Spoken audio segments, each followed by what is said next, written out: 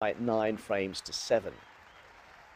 So now, Rachel and Charlie, I've talked to Charlie about this earlier. Do you play squash? Have you played squash? Do you like I've tried it once. Well. And?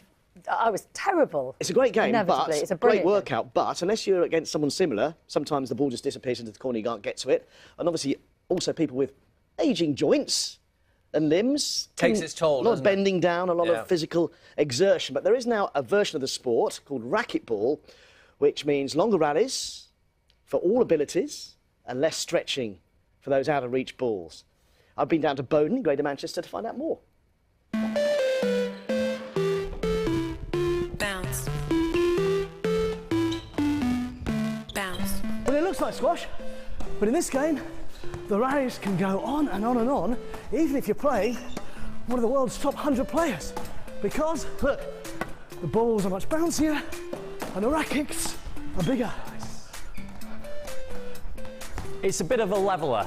It bounces so much more than in squash, so it just keeps the rallies going even longer and gives people a really good aerobic workout. Sometimes with squash the problem can be the disparity in the levels, so if you get a good player with a not so good player, they're not really getting a game, whereas you get them on playing racquetball, they're all of a sudden having a fantastic game.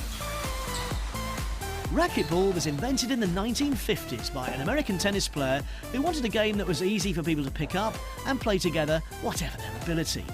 Because of this, it attracts perhaps older people for whom squash is now out of reach. Squash is just getting a bit too difficult on the body.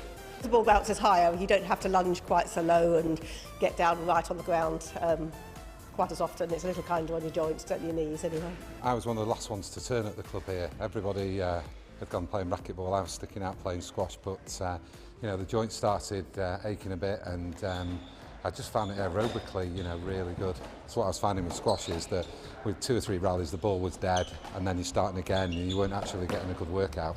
So with racquetball, probably the average rally would be maybe 9 to 10 balls before the ball dies. The main difference from normal squash is on the serve. You can bounce the ball before delivering it, and then you're in play.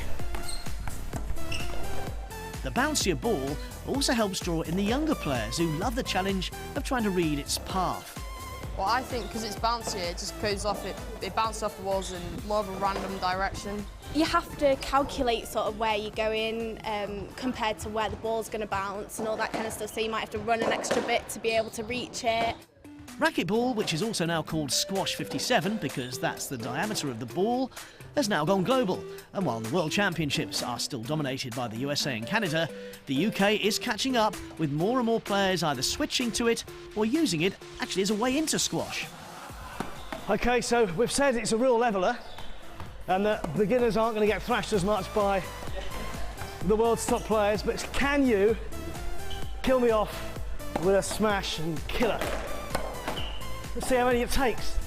Oh, 1! 2, we'll play.